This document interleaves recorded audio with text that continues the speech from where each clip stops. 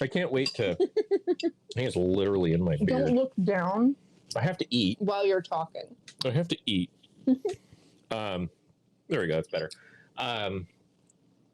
Yeah, I can't wait to share these donuts. So. Oh no, your brie went bad. That's sad. Brie is delicious and should be treasured. Honestly, I was a little worried about the sauce. Oh, it's great. No, it's fine. Sweetie, there is enough natural preservatives in the tomatoes and the salt in the sauce that it would take at least another 2 weeks, I think, of poor handling. But we haven't given it any poor handling. We just spent so much time on it. It would be a shame. Giant shame. It's really good. See, when we made the sauce, he was like, "Are you sure you don't want the sauce to be more umphy?" And we did put a little extra umph in it.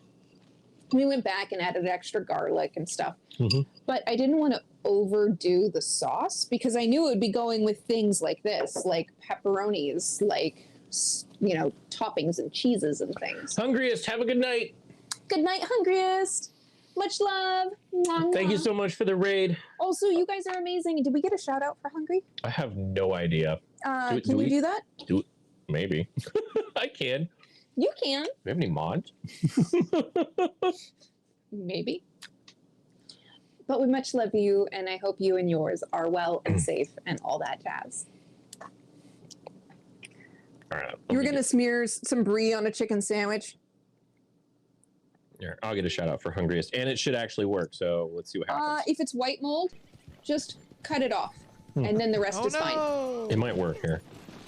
If it's blue mold, throw it away. There it goes. So no more cinematic camera. I see it. The cinematic is over. Sorry, Goliad. Oh, is that Red Dead? Yeah. That looks like Red Dead, yeah. So. Red Dead is a good time. Yeah. All right. Well. Yeah, no, with a lot of soft cheeses, they'll often grow some white mold. White mold you can cut off, and you can eat the cheese. But do at your own risk. I do that. I'm pretty excited for that walk. I know. Did you show anybody? No, I haven't shown anyone our walk yet. Do you want to?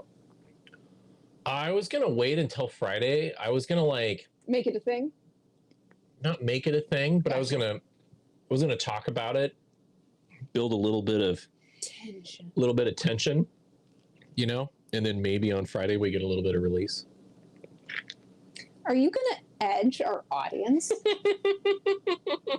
I approve.